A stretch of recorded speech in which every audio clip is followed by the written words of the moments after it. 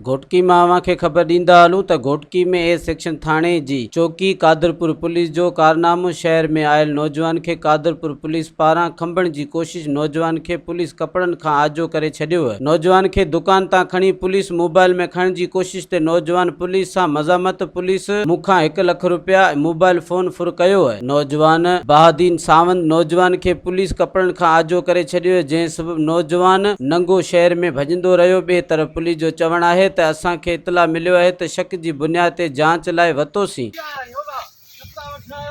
हाँ कपड़ा पैसा लाख रुपयो केर केर पूरे वही हाणे तो बी इते बयान बी घणा पैसा होए लाख रुपयो तू केर थींदो आ मां सावनो काथों जो आ डॉक्टर पानी हितों जो आ हां तो के छो खयो पे पैसा लगा पैसा होया खसे कपड़ा लाए कपड़ा ही लाए हां मोबाइल ब मोबाइल भी हुयूं मोबाइल हाणे तू एसपी के छा चोंदे चोंदो मां ना हक पैसा ना क्यों तुम तो पैसा खणी हथ मथे कर छा है हथ में छो खयो ते ये ए मां ना हक लाख रुपया पैसा भी फ्री आ हाणे कपड़ा वपड़ा लाए छड़ो तुजा कपड़ा मोबाइल हर शे खसे आ कार्ड भी खणी आ कार्ड भी खणी आ नी हां टॉल के गया थे बाल लियोस बा मज़ीद ख़बरन ऐं तफ़सीलात लाइ विज़िट कयो असांजी वेबसाइट www.awamiNewsHD.com ऐं ॾिसंदा रहो अवामी न्यूज़ HD।